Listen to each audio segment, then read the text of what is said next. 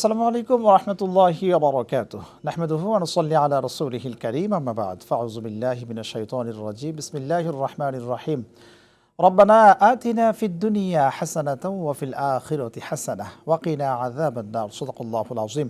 দূরের কাছের দেশের ও প্রবাসের যারা যেখান থেকে যুক্ত হয়েছেন RTVর নিয়মিত আয়োজন প্রাণ নিবেদিত প্রশ্ন করুন অনুষ্ঠানে আপনাদের অন্তরের অন্তঃস্থল থেকে আন্তরিক মোবারকবাদ জানাচ্ছি আমি আব্দুল লতিফ সোহাগ গাজী। প্রিয় দর্শক, আজকে আপনাদের প্রশ্নের উত্তর দেওয়ার জন্য আমরা স্টুডিওতে আমন্ত্রণ জানিয়েছি বিদগ্ধ আলেম দ্বীন, বিশিষ্ট ইসলামিক চিন্তাবিদ, গবেষক, মিডিয়া ব্যক্তিত্ব, আমাদের সকলের প্রিয় প্রথিত যোশা মুফতি আনিসুর রহমান শিকদার, পরিচালক, ইসলামিক ফাউন্ডেশন বাংলাদেশ। আসসালামু আলাইকুম ওয়া রাহমাতুল্লাহ। ওয়ালাইকুম আসসালাম ওয়া রাহমাতুল্লাহি ওয়া বারাকাতুহু। উস্তাদ, আপনি কেমন আছেন? আলহামদুলিল্লাহ, ফি কুল্লি হাল। আলহামদুলিল্লাহ, আল্লাহ সুবহানাহু ওয়া তাআলা আমাদেরও ভালো রেখেছেন। প্রিয় দর্শক, আজকের মেহমানের সাথে আমরা পরিচয় হলাম। আজকের যে আলোচ্য বিষয় আমরা রেখেছি, ইসলামের দৃষ্টিতে নেতৃত্বের আমানত, খুব ইম্পর্ট্যান্ট একটি বিষয়। এই বিষয়ে প্রশ্ন করুন এবং একই সাথে টিভি স্ক্রিনে একটি ফোন নাম্বার দেখছেন, সেই নম্বরে ফোন করে জীবন ঘনিষ্ঠ নানা ধরনের প্রশ্নগুলো করতে পারেন। ইনশাআল্লাহ আপনাদের প্রশ্নের উত্তর কোরআন, সুন্নাহ এবং বিজ্ঞান ভিত্তিক দেওয়া হবে। জি আলহামদুলিল্লাহ, আমরা যে বিষয়টি নিয়ে আজকে এসেছি, যে ইসলামের দৃষ্টিতে নেতৃত্বের আমানত। নেতৃত্ব এবং আমানত দুটি শব্দ এখানে রয়েছে।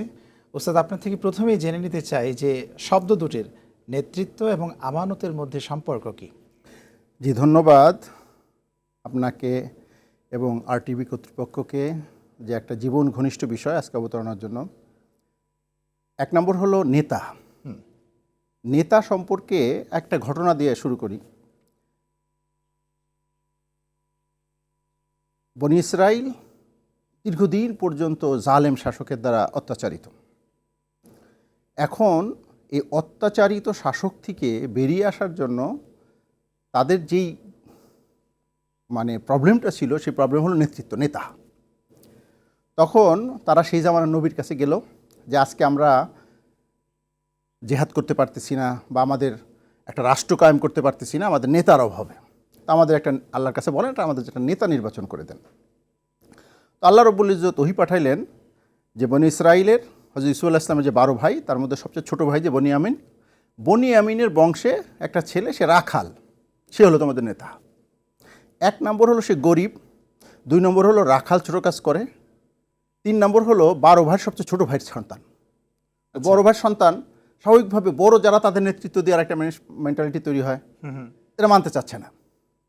তখন আবার ওহী নাজিল হইল যে তার মধ্যে 2টে গুণ আছে নেতা হওয়ার জন্য। ফাইন্নাহু বাস্তাতান ফিল ইলমি ওয়াল জিসম। আল্লাহ বলেন যে তার মধ্যে 2টে গুণ।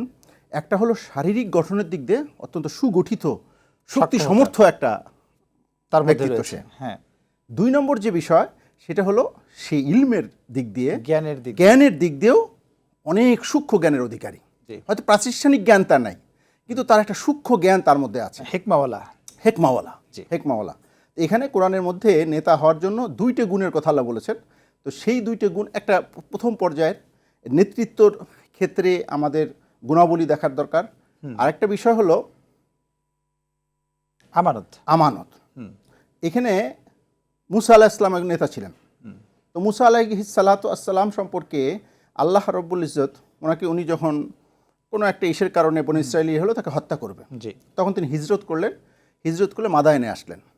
মাদায়েনে এসে হযরত শুআইব আলাইহিস সালাতু আসসালামের 2 মেয়ের সাথে পরিচয় হলো।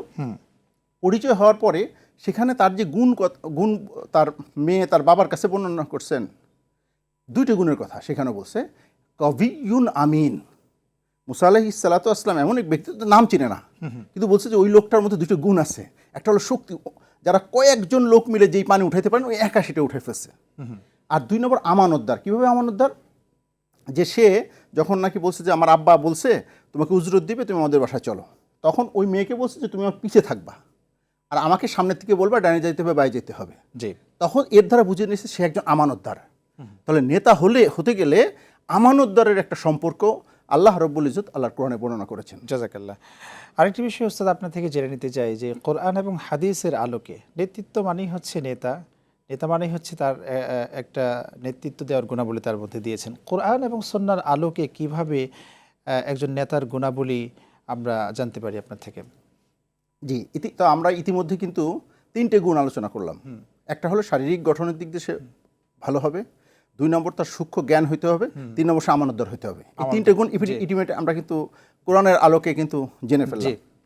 এরপরে আল্লাহ তাআলা রসুল পাক সাল্লাল্লাহু আলাইহি ওয়াসাল্লামকে আমাদের মধ্যে উসওয়াতুন হাসানা বলছেন। একজন নেতা হওয়ার যতগুলা গুণ ততগুলা গুণ আল্লাহ রাব্বুল ইজ্জত পরিপূর্ণভাবে আমার নবী আপনার নবী জনাবে মুহাম্মদুর রাসূলুল্লাহ সাল্লাল্লাহু আলাইহি ওয়াসাল্লামকে দিয়েছেন। রাসূল সাল্লাল্লাহু আলাইহি ওয়াসাল্লামকে আল্লাহ তাআলা যে গুণ, তার মধ্যে একটা গুণ বলছে ইন্নাকা লাআলা খুলুকিন আযীম। তাহলে নেতা হইতে গেলে রসুলের নায়েব সে হবে, রসুলের উম্মত হিসেবে রসুলের এই গুণ যার মধ্যে যত বেশি থাকবে, খুলুকে আজিম, যত বেশি আখলাকের সুন্দর আখলাকের যে অধিকারী হবে, যে সবরের গুণে গুণান্বিত হবে, যে শুকুরের গুণে গুণান্বিত হবে, যে তাকওয়ার গুণে গুণান্বিত হবে, যে তাওয়াক্কুলের গুণে গুণান্বিত হবে, এই যত ভালো গুণ আছে, যে ভালো গুণগুলার সমন্বয় যার মধ্যে যত বেশি হবে সে তত বড় নেতা। জি, নেতার হলো তো। সুতরাং যতগুলো ভালো গুণ আল্লাহ রসুল সাল্লাল্লাহু আলাইহি ওয়াসাল্লামের মধ্যে ছিলেন, প্রত্যেকটা গুণের যে যত বেশি হামেলিন হবে, তার অধিকারী হবে, সে তত বড় নেতা হবে। তত বড় নেতা হবে। জাযাকাল্লাহ, খুব চমৎকার বলছিলেন যে নেতৃত্বের আমানত। আমরা দেখছি আমাদের সমাজে অনেক ধরনের নেতা আছে, কিন্তু আমানতদারিতা তার মধ্যে ঠিক নেই। এই বিষয়ে বিশ্বনবী রাসূল সাল্লাল্লাহু আলাইহি ওয়াসাল্লাম কি বলেছেন? কত বড় ধমকির কথা এসেছে। এক হাদিসের মধ্যে আসছে এই আমানতদারি বিষয়ে, ইজাত তাখিজাল ফাইউ দুয়ালান, মানুষ যখন রাষ্ট্রীয় সম্পদকে তাদের ব্যক্তিগত সম্পদের মতন ব্যবহার করবে, তার মানে আমানত রক্ষা করবে না। সে নেতা হোক, সে সরকারি কোনো আমলা হোক, সে যদি রাষ্ট্রীয় যে সম্পদ সেই সম্পদের সংরক্ষণ না করে, সেই সম্পদকে যদি যথার্থ ব্যবহার না করা হয়, সে আমানতের খেয়ানতকারী হবে। আপনার কাছে আবার ফিরে আসবো, আমরা একটা বিরতি নিয়ে আসি। দর্শক, আপনারা দেখছেন আরটিভির নিয়মিত আয়োজন প্রাণ নিবেদিত প্রশ্ন করুন অনুষ্ঠান। দেখতেই থাকুন। সময় হয়ে গেল একটি বিরতি নেবার, ফিরছে একটু পরে ইনশাআল্লাহ।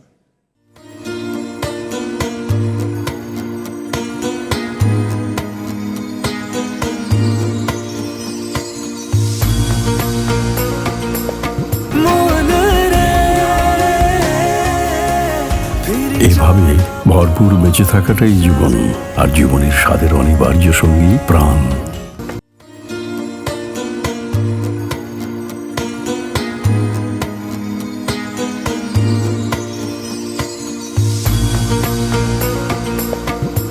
দর্শক, বিরতির পর ফিরে এলাম আপনাদের প্রিয় অনুষ্ঠানে। আপনারা দেখছেন আরটিভির নিয়মিত আয়োজন প্রাণ নিবেদিত প্রশ্ন করুন অনুষ্ঠান।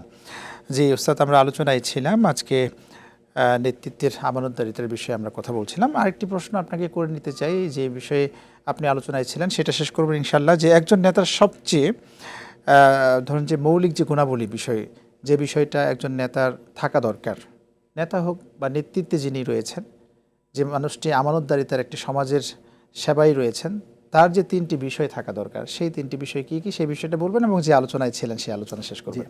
আমি যে ধমকির কথাই হাদিসটার মধ্যে আসছে, যে হাদিসটির মধ্যে কয়েকটা গুনার কথা উল্লেখ করা হচ্ছে, তার মধ্যে এটাও একটা কবিরা গুনাহ, যে আমানতের খেয়ানত করা। আপনাকে একটা রাষ্ট্রীয় দায়িত্ব দেয়া হলো, সেটা আমলা হোক অথবা সরকারি কর্মকর্তা হোক অথবা কোনো রাজনৈতিক নেতা হোক, তাকে যে দায়িত্ব দেয়া হয়েছে, এই দায়িত্ব যদি ঠিক মতন পালন না করে, রাষ্ট্রীয় সম্পদকে সে যদি যথেষ্ট জায়গায় ব্যবহার করে, সেখানে তার পরিণতি হিসাবে রাসূল সাল্লাল্লাহু আলাইহি ওয়াসাল্লাম বলেছেন, ফারতাকিবু ইনদা যালিকা রিহান হামরা, তোমরা তখন অপেক্ষা করো, তোমাদের উপর অগ্নিবায়ু বর্ষিত হবে। আজকে এই অগ্নিবায়ুটা 2 ধরনের হতে পারে, মিন জানিবিল্লাহ হইতে পারে, মিন জানিবিন নাস হইতে পারে। মানুষের পক্ষ থেকে এই যে আজকে শত্রু পক্ষ থেকে বোম্বিং করা হচ্ছে, করা হচ্ছে, এটাও একটা অগ্নিবায়ু। আরেকটা এরপরের আযাবের কথা বলেছে জিলজিলাতান, ভূমিকম্প আসবে। এরপরে বলছে মাসখান, খসফান ও মাসখান, ভূমিধস হবে, ভূমিকম্প হবে, ভূমিধস হবে। আজকে আমরা দেখেন সায়েন্টিস্টরা বলতেছে যে আমরা একটা অগ্নিগর্ভের মধ্যে, কিন্তু বিশেষ করে ঢাকায় গত দীর্ঘদিন পর্যন্ত এখানে এই ধরনের বড় কোনো অ্যাক্সিডেন্ট কিন্তু নাই। সুতরাং এখানে কিন্তু আল্লাহ তাআলা বলতেছেন, জহরুল ফাসাদু ফিল বাররি ওয়াল বাহরি বিমা কাসাবাত আইদিন নাস, জলে স্থলে বান্দা তোমার উপর যত রকমের আযাব আসে, এটা বিমা কাসাবাত আইদিন নাস, তোমাদের আমলের কারণে।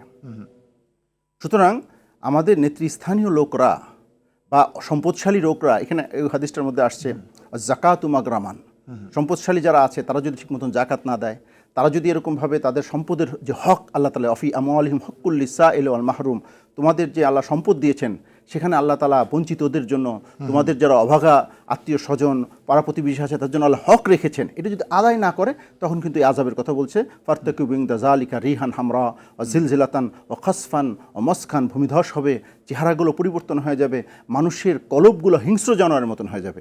ও আয়াতিন এতাতাবাউ বিতাতাবুইন কাকিতাই নিজামি সিলকি বেতাতাবু, তুসবির দানা ছিঁড়ে গেলে, রাসূল বলতেছেন তুসবির দানা ছিঁড়ে গেলে যেরকম একটার পর একটা আসতে থাকে, আমার উম্মতেরা তোমরাও যদি আল্লাহ নাফরমানি করতে থাকো তোমাদের উপর একটার পর একটা বিপদ আসতে থাকবে। তার মধ্যে আর একটা হলো সবচেয়ে বড় যে আযাব একটা, সেটা হলো জালেম বাদশাকে আল্লাহ তাআলা মুসাল্লাত করে দেয় তাদের উপরে, কোনো জালেমকে। আজকে আমরা 200 বছর পর্যন্ত ব্রিটিশের গোলামির মধ্যে থেকেছি। এটি কিন্তু আমাদের কিছু লোকের আমানতদারি খেয়ানত।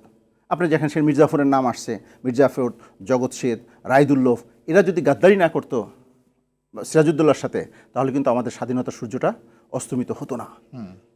190 বছর পর্যন্ত গোলামির জিনজিরে আমরা আবদ্ধ হয়েছি, এটাও তো একটা বড় আযাব। জি, তারা এদেশের টাকা লুণ্ঠন করে সারা বিশ্বের উপর শাসন করেছে। এই জন্য আল্লাহ তাআলা বলেছেন যে মানুষের হাতের কামাই এই আযাবটা, এটা আমাদের জন্য মূলত হয়েছে। একজন দর্শক অনলাইন থেকে আমাদের থেকে জানতে চেয়েছেন, আমাদের এই প্রোগ্রামটা অনলাইনেও সরাসরি সম্প্রচার হয়, যেখান থেকে জানতে চেয়েছেন যে নেতৃত্বকে আমানত না ভেবে ক্ষমতা মনে করা হয়, তখন সমাজে কী ধরনের বিপর্যয় আসতে পারে? অনেকেই নেতৃত্ব পাচ্ছে, সেটাকে সে আমানত মনে করছে না, কিন্তু সেটাকে তার নিজস্ব ক্ষমতায় ব্যবহার করছে। সেই কথাই তো আল্লাহ রাসূল সাল্লাল্লাহু আলাইহি ওয়াসাল্লাম এই হাদিসের মধ্যে বর্ণনা করতেছেন, যে সে আমানত না মনে করে সেটাকে সে বাপদাদার সম্পত্তি মনে করলো। ইজাত তুখিজাল ফাই উদওয়ানান, রাষ্ট্রীয় সম্পদকে সে তার দৌলত মনে করলো, তখনই তো এই বিপর্যয় আসবে, তখনই তো আযাবের কথা আসছে। সুতরাং এই যে এরকম অসংখ্য আযাবের কথা কিন্তু হাদিস শরীফের মধ্যে আসছে। তাহলে ওস্তাদ আরেকটি বিষয় এখানে জানতে চাই, যে যারা এইভাবে করে ক্ষমতা পেয়ে থাকে এবং আমানতদারিতা ভঙ্গ করে, তারা তো মুনাফিক। মুনাফিকদের সম্পর্কে বিশ্বনবী রাসূল সাল্লাল্লাহু আলাইহি ওয়াসাল্লাম কি বলেছেন? আপনারা জানেন যে আল্লাহ রাসূল সাল্লাল্লাহু আলাইহি ওয়াসাল্লাম 3টে গুণ বিশিষ্ট লোককে মুনাফিক বলেছেন। যখন নাকি ইজা হাদাসা কাযাবা, যখন সে কথা বলবে মিথ্যা করবে। ইজা তুমিনা খানা, যখন তাদের উপর কোনো আমানত দেওয়া হবে তখন সে খেয়ানত করবে। ইজা ওয়াদা আখলাফা, আর যখন সে কোনো ওয়াদা করবে সে খেলাফ করবে। তো আজকে যখন বিশেষ করে নির্বাচনের সময় দেখা যায় যে আমাদের প্রতিশ্রুতির ফুলঝুরি থাকে, কিন্তু বাস্তবে সে খেয়াল করে না বা করতে পারেও না। কিছু কিছু জিনিস বাইন্ডেন্সও আছে, এই জন্য কিন্তু নির্বাচন কমিশনের পক্ষ থেকে কিন্তু বাইন্ডেন্স দেওয়া আছে যে তুমি এরকম ইসের ফুলঝুরি, তোমাকে যেই আমানত দেওয়া হয়েছে সেটাকে তুমি প্রতিশ্রুতি দিও না। হ্যাঁ, এতটুকু বলা যেতে পারে আমি আপনাদের জন্য আপ্রাণ চেষ্টা করব, আপনাদের এই সমস্যার সমাধানের জন্য আপ্রাণ চেষ্টা করব, এতটুকু। কিছু টেকনিক্যাল বিষয় মন থেকে মানে পুরাপুরিভাবে মানুষের খেদমতের মানসিকতাটা, মানে এইখানে রসুল পাক সাল্লাল্লাহু আলাইহি ওয়াসাল্লামের যে গুণ, সেই গুণ যতক্ষণ পর্যন্ত আমাদের রসুলের যে গুণ নেতা হিসেবে সবচেয়ে বড় যে গুণটা ছিল সেটা হলো রসুল সাল্লাল্লাহু আলাইহি ওয়াসাল্লাম রাউফুর রহিম ছিলেন। উম্মতের প্রতি কীরকম ভালোবাসার দরদ ছিল। মা আয়েশা বলেন রসুল পাক সাল্লাল্লাহু আলাইহি ওয়াসাল্লাম সারা রাত ধরে কাঁদতেন, সারা রাত। আমি একদিন রসুল সাল্লাল্লাহু আলাইহি ওয়াসাল্লামকে পাশে পাচ্ছি না, আমি হাতকে প্রসারিত করলাম, রসুল সাল্লাল্লাহু আলাইহি ওয়াসাল্লামের ঢেকসির আওয়াজ আসছে। আমি যখন হাত প্রসারিত করেছি, রসুল সাল্লাল্লাহু আলাইহি ওয়াসাল্লাম মুসাল্লা ছাড়া খালি মাটির মধ্যে সিজদা পড়ে কাঁদতেছেন। আল্লাহু আকবার। এমনভাবে ঢেকসির সাথে কাঁদতেছেন যে রসুল সাল্লাল্লাহু আলাইহি ওয়াসাল্লামের জীবন মনে বেরিয়ে যাবে। হাত্তা তুলু আল ফজর, এরকম ফজর পর্যন্ত রসুল সাল্লাল্লাহু আলাইহি ওয়াসাল্লাম কাঁদলেন। পরের দিন সকালে আল্লাহ তাআলা আয়াত নাজিল করলেন রসুল সাল্লাল্লাহু আলাইহি ওয়াসাল্লামের এই হালাতের উপর রহমকে, লাআল্লাকা বাখিউন নাফসাকা আল্লা ইয়াকুনু মুমিনিন। মুহাম্মদ সাল্লাল্লাহু আলাইহি ওয়াসাল্লাম, আপনি কি এই চিন্তা এবং এই ফিকিরে আপনার জীবনকে ধ্বংস করে দিবেন? আল্লাহ ইয়াকুনু মুমিনিন, এই কাফের মুশরিক কেন মুমিন হচ্ছে না? আল্লাহ রাসূল সাল্লাল্লাহু আলাইহি ওয়াসাল্লাম যদি কাফের মুশরিকের জন্য এত কাঁদেন, তাহলে মুমিন মুসলমানের জন্য কীরকম কেঁদেছেন? মানে আমি আমার নিজের সন্তানের জন্য বেশি কাঁদবো নাকি আমার পরের সন্তানের জন্য বেশি কাঁদবো? বলেন, নিজের সন্তানের জন্য। রাসূল সাল্লাল্লাহু আলাইহি ওয়াসাল্লাম কাফের মুশরিকের জন্য এত কেঁদেছেন। এই লাআল্লাকা বাখিউন নাফসাকা, এই ধরনের আয়াত কোরআনের মধ্যে কয়েক জায়গায় এসেছে এবং প্রত্যেকটা জায়গায় রাসূল সাল্লাল্লাহু আলাইহি ওয়াসাল্লামকে তাসাল্লি দেওয়া হয়েছে, তাসাল্লি দেওয়া আছে। তো এই যে বিষয়, এই বিষয়গুলো আমাদের নেতা হিসেবে আমাদের মধ্যে যদি এই বিষয়টা না আসে, মানুষের প্রতি দরদ ভালোবাসা, এবং সেটা সবার উপরে।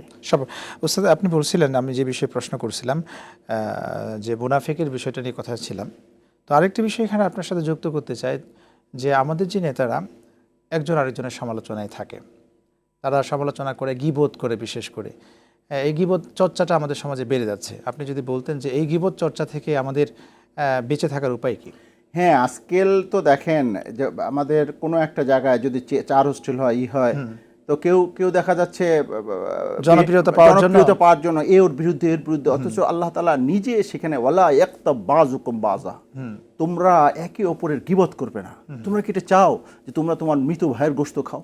আল্লাহ রাসূল সাল্লাল্লাহু আলাইহি আল্লাহ তাআলা মৃত ভাইয়ের গোশত খাওয়ার সাথে তুলনা দিয়েছে গীবত করাকে। ওয়ালা তাজাসসু, এমনকি মানুষের দোষ অন্বেষণ করো না। মানুষ হিসেবে আমাদের দোষ হতে পারে, মানুষের দোষ কেন আমি গণ্য করবো? এখানে যেই জিনিসটা আমাদের ক্যাম্পিং এর হওয়ার দরকার, পজিটিভ দিকগুলো বলেন, আপনার ভালো গুণগুলো আপনি আলোচনা করেন। আমি গতকালকে মাগরিবের নামাজের এক মসজিদে, সেখানে আমাদের বাংলাদেশের প্রতিষ্ঠিত আলেম আল্লাহ মামুনুল হক সাহেব, তিনি কথাটা আমার ভালো লাগছে। তিনি তার যোগ্যতা বর্ণনা করছেন, তিনি কার ছেলে, এরপরে ওনার পারিবারিক অবস্থা বর্ণনা করছেন, এরপরে ওনার শিক্ষাগত যোগ্যতা বর্ণনা করছেন যে উনি একই সাথে মাদ্রাসা লাইনে সর্বোচ্চ ডিগ্রি, আবার ইকোনমিক্সে অনার্স মাস্টার্স করছেন, সেখানে উনি হাদিসের লাইনে উনি অধ্যাপনা করছেন, আবার ইকোনমিক্সের উপরে উনি ইউনিভার্সিটিতে পড়াচ্ছেন। ধরেন যে বিষয়টা এরকমটাই, হ্যাঁ, আমি অন্যের না করে আমার পজিটিভ দিকগুলো আমি মানুষের কাছে বলি। আমি নেতা হিসেবে আমার মধ্যে গুণ আছে, আপনি এটা করেন। এই যে মামদানি আমেরিকায়, সে কিন্তু নেগেটিভের থেকে সে কিন্তু পজিটিভ আলোচনাগুলো বেশি করছে। আমাদের এইখানে আরেকটা বিষয় জেনে নিতে চাই যে এই যে নেগেটিভ একটা মানুষকে হচ্ছে ইন্সপায়ার করলে, মানে নেগেটিভ বিষয় যখন আমরা একটা মানুষকে সবসময় বলে থাকি, তখন কিন্তু ওই মানুষটা উপরের দিকে উঠতে পারে না। যখন আমরা পজিটিভ বলবো তখন কিন্তু সেই মানুষটা সামনের দিকে এগিয়ে যেতে পারে। তাহলে একইভাবে যারা নেতৃত্বে আসছেন, যারা হচ্ছে দেশ সমাজ রাষ্ট্রের বিভিন্ন জায়গায় আসবেন, সেই সমস্ত লোকেরা কেন একজন আরেকজনের শুধু গীপদ এই বিষয়টাই বেছে নেয়? কারণটা কি? না, এইটা তারা মনে করতেছে যে একজনের জন্য আমি যদি একজনের জন্য, আল্লাহ রাসূল বলেছেন একজনের জন্য আমি কোনো একটা কূপ খনন করি, আল্লাহ রাসূল বলতেছে ওই কূপে তোমারই পতিত হতে হবে। আমি একজনের জন্য একটা খারাপ মন্তব্য করতেছি, এটার দ্বারা মানুষের দিলের মধ্যে আমার প্রতি ঘৃণা তৈরি হয়। উল্টা আমরা মনে করি যে আমি মনে হয় বিরাট কিছু অর্জন করতেছি, কিন্তু পরিণতি যেটা হয়, কারণ সব কিছুর মালিক তো আল্লাহ তাআলা, আল্লাহ রাব্বুল ইজ্জত এটাকে উল্টিয়ে দেন। কিন্তু অথচ ইসলাম যে জিনিসটা আমাদেরকে শিখিয়েছে, আল্লাহ রসুল বলেছেন মানুষকে ভালোবাসা পাওয়ার জন্য রসুল সাল্লাল্লাহু আলাইহি ওয়াসাল্লাম 6টা আমলের কথা বলেছেন। তার মধ্যে একটা হলো আফসুস সালাম। শুনবো আপনার থেকে, খুব চমৎকার আলোচনায় আছেন, একটা বিরতি নিয়ে আসে।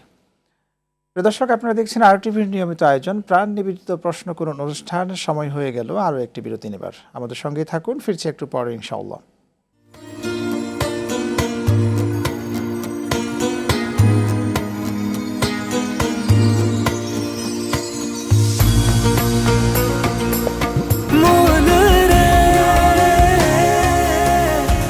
এভাবে ভরপুর বেঁচে থাকাটাই জীবন, আর জীবনের স্বাদের অনিবার্য সঙ্গী প্রাণ।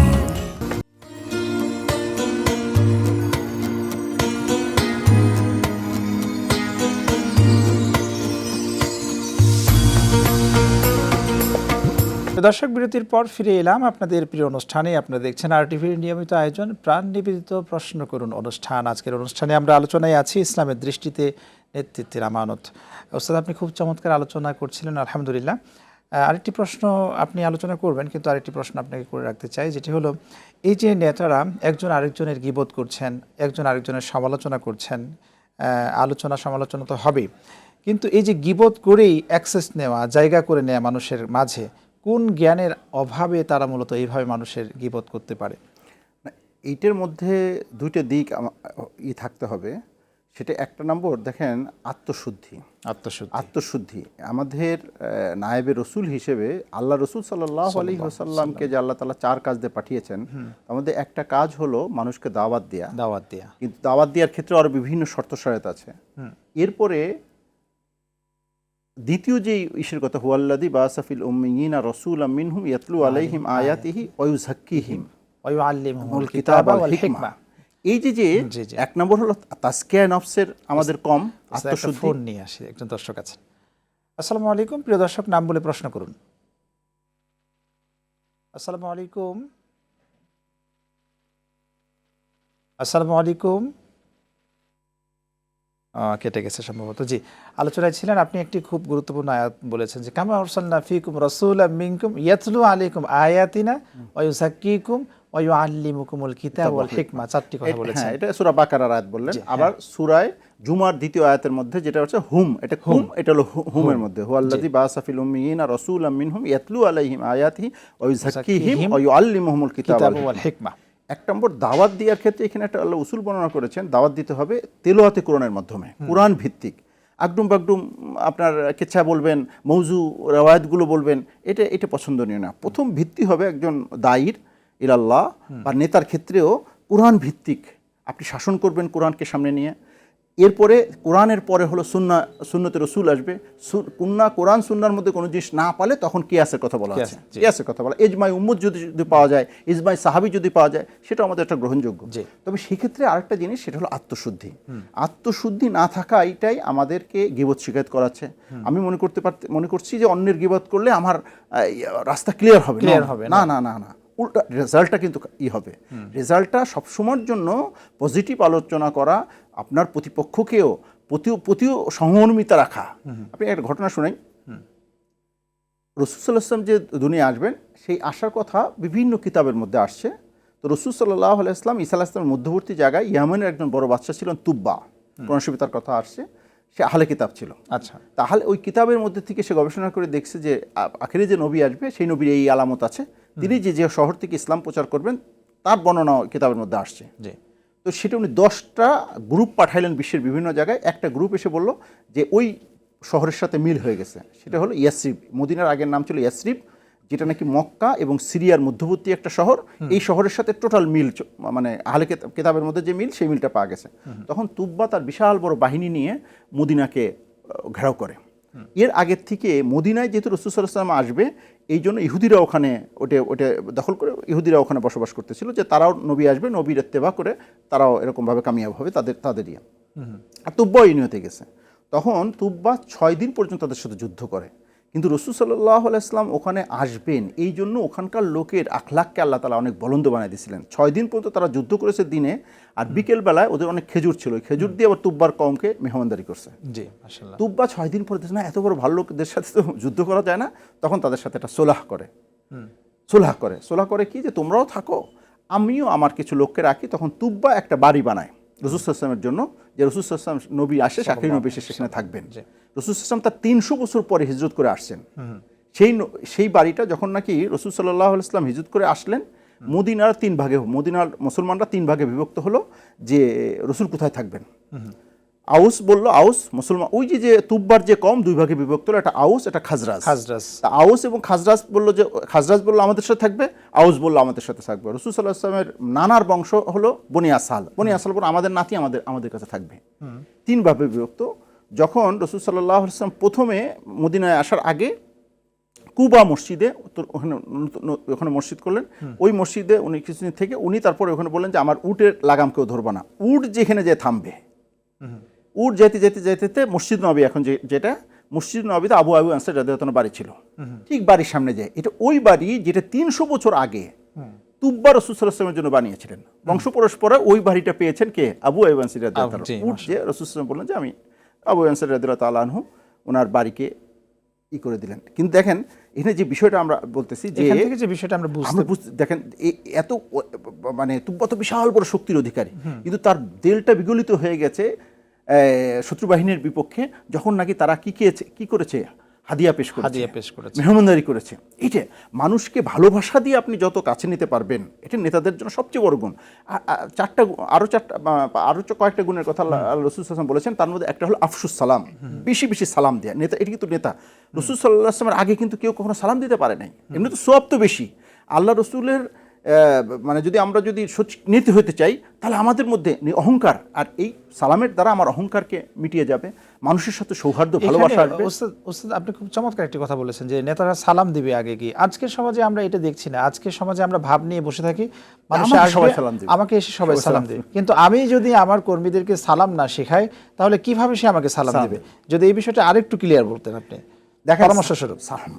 বলতেছি যে সালামের চর্চাটা এত বেশি ছিল সাহাবীদের জামানায়। 2 জন সাহাবী একসাথে যাচ্ছে, প্রথমত সালাম দিয়ে তারা হাঁটতেছে, তাদের মাঝখানে একটা গাছ আসছে, তো গাছটা করতে যে একজন এই পাশে দিয়ে একজন এই পাশে দিয়ে, ওই পাশে যে একে অপরকে সালাম দিচ্ছে। সালামের প্রচলন কিরকম ছিল? আর রাসূল বলেছে আফসুস সালাম, তোমরা বেশি সালাম দাও। আমাদের এই জিনিসটা চমৎকার আলোচনায় আছি, আমরা শুনবো ইনশাআল্লাহ। একজন দর্শক আছেন। আসসালামু আলাইকুম, প্রিয় দর্শক, নাম বলে প্রশ্ন করুন। ওয়ালাইকুম সালাম, প্রশ্ন করুন। খাওয়ার সময় কেউ সালাম দেয় বা আমি যদি সালাম দেই, এর ব্যাখ্যাটা কি হুজুর? ওকে, খুব চমৎকার একটি প্রশ্ন করেছেন। এই বিষয়ে আলোচনায় আছি। খাওয়ার সময় অনেকে খাওয়ার সালাম দেয়। সময় যদি সালাম দেয় তাহলে বুঝতে হবে যে সে খাওয়ায় শরীক হইতে চায়। তো যিনি খাচ্ছেন তার যদি সম্ভব হয় সে খাওয়া দাওয়াত দিবে তাকে। আচ্ছা সে তাকে বলবে যে ভাই আসেন আমার সাথে খানা খান। আচ্ছা, ঠিক আছে না? এটা একটা ভদ্রতা, ভদ্রতা। এটা একটা ভদ্রতা। আর আরেকটা হচ্ছে হলো যিনি সালাম দিচ্ছেন তার জন্য শোভন না, যেহেতু খাচ্ছে সে, সালাম দিয়া মানে আমি তোমার খাওয়ার শরীক হইতে চাই, জি। তো এটা তো শোভন না, সেজন্য তার সালাম না দেয়া। এখানে আরেকটি বিষয় আপনাকে জেনে নিতে চাই আপনার থেকে।